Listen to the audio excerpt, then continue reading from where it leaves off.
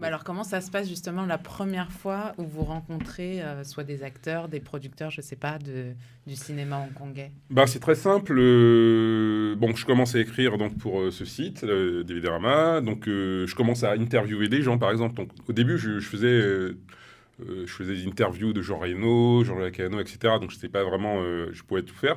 Ouais. Et il y a un moment, bah, je me suis accrédité sur certains festivals. Donc, il y avait le festival asiatique du film de Deauville, Mhm. à l'époque où c'était l'ancienne équipe, où c'était une programmation un peu plus, on va dire, intéressante dans le sens où où il y avait des rétrospectives, enfin, voilà, il y avait de la vraie recherche, etc. Après, c'est Ouais. devenu autre chose lorsqu'il y a eu la nouvelle équipe, où c'était plus des avant-premières, il n'y avait plus vraiment de, on va dire, voilà, de vraies découvertes, on va Ouais. dire.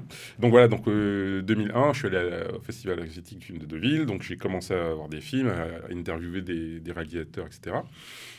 Et il me semble que ouais, l'année suivante, je suis allé à Cannes, pareil, un peu à l'arrache, avec mes propres moyens, avec plusieurs potes, on logeait à 12 dans une maison et tout ça. Et le but, c'était bah, de voir des films, de rencontrer des gens. Donc, j'ai découvert le marché du film à Cannes, et là, toutes les boîtes de films asiatiques. Donc, alors, je m'intéressais aussi au cinéma coréen, donc il y avait le cinéma D'accord. hongkongais, le cinéma coréen, le cinéma japonais, mais j'allais surtout voir les vendeurs hongkongais, parce que je connaissais bien les films hongkongais. Et donc, je suis allé notamment sur le stand de Celestial Pictures, qui était la société qui venait d'acheter les droits des films de la Shaw Brothers, c'est une des plus grandes sociétés de production du cinéma de Hong Kong, voilà, enfin prestigieuse, équivalent des Fox, Warner, Mhm. etc. Et je connaissais bien leurs films.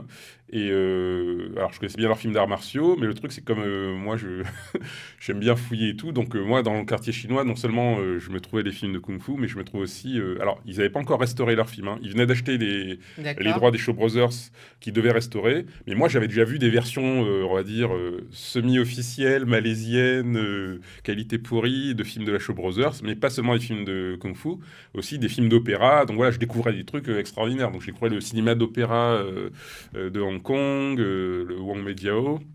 Qui est, Et qui est, qui est le premier cinéma, en fait. qui était, Enfin, oui, qui c'est a les un jeu. premiers films qui ont été faits, c'est un peu comme en Chine Bah, c'est continentale. le premier genre qui a cartonné au box-office. Bon, on peut partir. Il y était une fois, donc il y a le cinéaste Liang Xiang qui était le maître de King Hu. On connaît King Hu en France, mais en fait, on ne connaît pas trop Liang Xiang, sauf dans les festivals, genre Trois Continents et tout ça. Mais Liang Xiang, c'est le maître. Il a inventé le style de film Wang Meijiao, le drame historique. Après, dans les années 70, il a carrément fait du cinéma érotique, mais de prestige, en costume, adapté Ah oui. des romans sulfureux de la littérature Mais ça, chinoise. on n'imagine pas quand on ne connaît Mais pas le voilà, et le cinéma truc, c'est que hongkongais. c'était dans le top 10 du box-office dans les années 70. Il y avait un Bruce Lee, il y avait un Michael Oy, une comédie. Il y avait au moins deux, trois films érotiques dans le top 10 du box-office de Hong Kong. Et D'accord. en plus, il n'y avait pas de système de classification, il n'y avait pas d'interdiction moins de 18 ans, quoi que ce soit. Genre, tout le monde pouvait aller les voir. Ah oui. Donc voilà. Donc j'ai interviewé la fille de Liang Xiang qui me disait qu'à 12 ans, son père l'amenait voir les Les films films érotiques érotiques. qu'il faisait. Fait ouais, ok, cool. Voilà. Et du coup, voilà, premier contact avec ces boîtes-là. Et Et quand elle vous voit arriver justement ces boîtes-là, à ouais. l'époque où on parlait pas encore, même encore aujourd'hui, on sait que le cinéma chinois hongkongais est pas encore hyper connu du grand public, on Hmm, connaît quelques films, mais vous, à l'époque, on en parlait encore moins. ouais.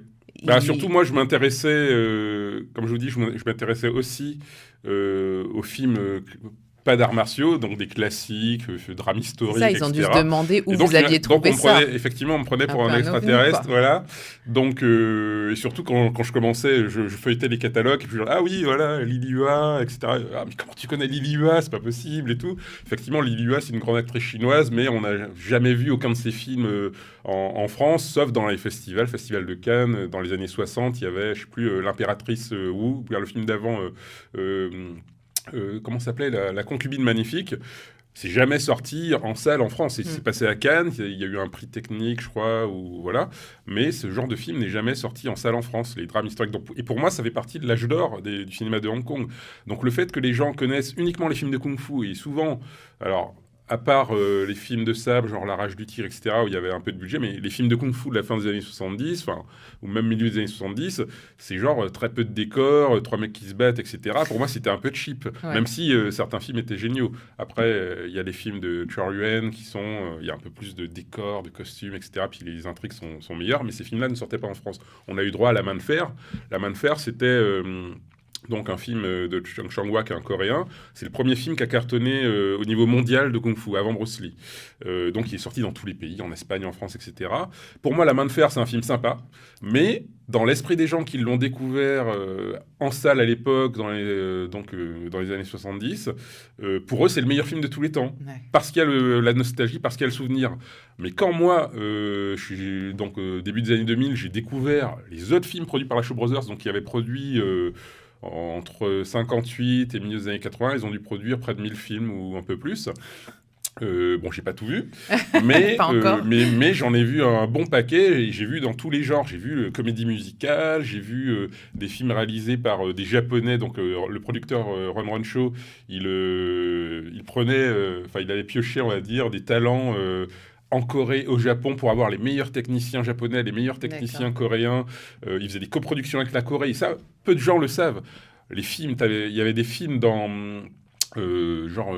milieu des années 60, fin des années 60, qui étaient coproduits avec la Corée et la Shaw Brothers. Donc toutes les scènes de palais et tout ça, c'était en studio à Hong Kong, et toutes les scènes de bataille dans le désert, c'était tourné en Corée. Et ces trucs-là, je les découvre entre 2000 et 2004. Donc j'ai eu l'occasion d'aller à Cannes, ensuite j'ai eu l'occasion d'aller à Busan, au festival de Busan en Corée. Et en 2004, révélation de ma vie, la rétrospective Hong Kong-Corée, coproduction entre Hong Kong et la Corée, où j'ai appris des trucs dont je ne me doutais pas. Comme par exemple que le premier film de Ching Siu-tong, justement, qui est un chorégraphe et un réalisateur de Hong Kong renommé. Son premier film, c'était co-réalisé avec un Coréen, et c'est une coproduction coréenne. Sauf que sur le DVD hongkongais, il n'y a que le nom de Ching Siu-tong, on ne parle pas du coréen, et par contre, lorsque je vois les copies coréennes à Busan, je vois co-réalisé par un réalisateur coréen. Et donc, je découvre, pareil, il y avait Sammo Hung qui était là cette année-là, en 2004, que j'ai eu la chance de rencontrer, qui est un de mes héros. Voilà, il a fait le film, il a tourné dans le film One Taekwondo Strike, donc, qui a été tourné en Corée, c'était une coproduction coréenne. Et il y avait un montage chinois et un montage coréen. Des fois, c'était un peu différent. Par exemple, le montage coréen de La Main de Fer, il est ultra cut. Toutes les scènes violentes, on arrache les yeux, etc., tout ça, c'est coupé. Donc, La Main de Fer, on va dire, version Hong Kong, ça peut faire, genre, je dis au hasard, 1h30. La version coréenne, 1h15. Donc, genre, ils ont vraiment coupé dedans. Et du coup, voilà. Donc, du coup, je commençais, on va pas dire vraiment que je vivais de ça, je commençais à vivre de ça, mais je commençais à survivre de ma passion. Donc, je me déplaçais, j'allais à Busan, j'allais à Cannes, j'allais à Deauville, c'était moins loin, mais et surtout, je suis beaucoup allé à Hong Kong. D'accord. À partir de 2003. J'ai eu la chance de rencontrer des personnes qui bossaient pour le Hong Kong Trade Development Council. Donc voilà, c'est un organisme qui s'occupe des relations business entre Hong Kong et la France. Mais évidemment, à Cannes, ils ont une section cinéma, donc ils font la promo de tous les films de Hong Kong présents à Cannes, etc., etc. Donc forcément, je suis allé à leur stand, forcément, je leur ai parlé. Forcément, ils ont vu que j'étais passionné. Et à un moment, en 2004, je retourne les voir et là ils me disent qu'ils préparent l'Entertainment Expo Hong Kong. Donc c'est on va dire c'est une ombrelle qui réunit les 9 plus gros événements de l'entertainment, donc la musique, le digital, le marché du film, le festival de Hong Kong, et voilà. Et le truc, c'est que donc c'était en 2004, la première édition allait être en 2005. Tony Leung Chiu-wai qui est l'ambassadeur, etc. Donc c'est vraiment un truc de précis. Et ils ont personne pour filmer des talents de Hong Kong à Cannes qui sont là en plus. Donc il y a John Woo. John Woo était à Cannes cette année-là. Il y a John Woo, Choi Ha-ark, les frères Pang, Johnny To. Et en fait, moi, en tant que journaliste, même si j'étais pas accrédité journaliste, mais j'ai réussi à faire toutes les interviews de tous ces mecs. Et du coup, j'ai interviewé tout le monde. Ouais. À un moment ou à un autre, je me suis débrouillé, je les ai tous interviewés et je leur ai fait dire un message pour l'Entertainment Expo Hong Kong 2005. Du coup, je suis rentré dans les petits papiers du HKTDC qui m'ont... C'était des interviews filmées à chaque fois? Alors, c'était des interviews filmées, voilà. Et à la fin de mes interviews... Alors, ouais, les interviews filmées, c'est parce que j'ai déjà commencé à collaborer avec Wildside, qui en 2003 a acheté les droits de 46 films de Hong Kong de la Shaw Brothers. Et D'accord. Wildside, à l'époque, c'était une jeune boîte, ils avaient Ouais. 2 ans, ils n'avaient pas de spécialiste Hong Kong.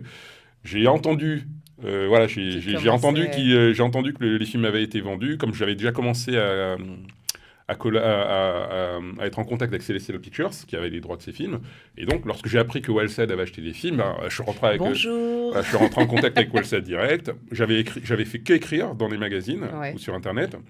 Mais lors de mon premier voyage à Hong Kong, où je suis parti un peu à l'arrache, j'avais embarqué une petite caméra qu'un pote m'avait prêtée. Et j'avais filmé un peu, donc on m'avait invité au gala Celestial Pictures Shaw Brothers, et genre j'arrive à Hong Kong, le premier truc que je vois c'est toutes les stars de mon enfance, et là je sors la caméra, je vois Gordon Liu qui joue dans la 30e chambre de Shaolin, je le vois en train de regarder la version restaurée de la 30e chambre de Shaolin, et il m'invite à sa table, on boit du vin, enfin voilà, c'est le premier souvenir que j'ai à Hong Kong, c'est ça quoi. Et du coup, et puis en plus, ici, tout le monde à Hong Kong était super cool, c'est-à-dire que contrairement à... Enfin, par rapport à, je veux dire, en France, par exemple, où c'est très, voilà, et tout ça. Hong Kong, c'est genre, tout le monde est super friendly, carte de visite, etc. Et du coup, je me suis fait des contacts à Hong Kong ultra facilement, ultra rapidement, en arrivant, en montrant que j'étais passionné, évidemment, que je connaissais leurs films. Donc forcément, Gordon Liu, il me file son numéro de portable, il me fait, on fait l'interview quand tu veux. Et c'est comme ça que j'ai pu, de fil en aiguille, connaître un peu tout le monde à Hong Kong. J'ai interviewé, du coup, alors là, du coup, depuis, j'ai interviewé des centaines et des centaines, je pense, de personnalités de Hong Kong. Et toutes les interviews n'ont pas été publiées, tellement j'en ai fait, en fait. Voilà. D'accord. C'est-à-dire qu'en 2003, je débarque à Wildside, je leur dis... que ils veulent d'abord que j'écrive juste des livrets. Je leur dis c'est cool, mais j'aimerais bien faire un truc un peu plus, voilà. Je leur montre une VHS, une copie de ce que j'ai filmé au gala. Je leur dis voilà, on peut faire des bonus exclusifs que même les Américains n'ont pas, que même les Hongkongais n'auront pas, parce que j'avais vu les bonus sur les DVD hongkongais, c'était des bonus très classiques. Enfin voilà, c'était pas très cinéphile, voilà. Et moi j'ai dit moi je pourrais faire des interviews un peu plus approfondies, des interviews carrière, comme je connais bien leur filmographie. Voilà, je leur ai fait un devis, ils ont validé le truc, ils m'ont renvoyé à Hong Kong l'année suivante, spécifiquement pour faire des interviews. Donc je suis allé, en fait, fin 2003, je suis allé à Hong Kong et à Busan, où j'ai enchaîné, donc là je suis parti, je suis assez longtemps, genre 1 mois et demi, il me semble, ouais. En tout cas, j'ai fait 2 semaines à Busan, peut-être 4 semaines ou 1 mois. En tout cas, je suis revenu avec 50 heures d'interview. Voilà. Donc, je fais des interviews à Busan, des interviews à Hong Kong. J'ai rencontré des gens, je me suis débrouillé, j'ai trouvé les traducteurs qu'il faut, j'ai trouvé les lieux pour faire les interviews. Donc, c'était un peu. Voilà, je me suis débrouillé. Et du coup, c'est comme ça que ça s'est mis en marche et que. Comme j'étais pas non plus en exclu chez Wildside, donc d'autres sociétés de distribution, sachant, me voyant à Hong Kong avec ma caméra et comme ça. Donc c'est comme ça, Studio Canal, ils m'ont vu. Moi, j'étais en train de filmer l'avant-première de Infernal Affairs de Hong Kong. Et c'est comme ça que quelqu'un de Studio Canal m'a approché en me disant ah, tes images m'intéressent. Après, il y a une autre boîte, CTV, qui sortait aussi des Shaw Brothers, qui était un peu concurrent de Wildside. Ils m'ont dit tiens, bah, on va sortir aussi d'autres Shaw Brothers. Donc ce serait bien que tu collabores, etc. Et du coup, j'ai collaboré avec toutes ces boîtes.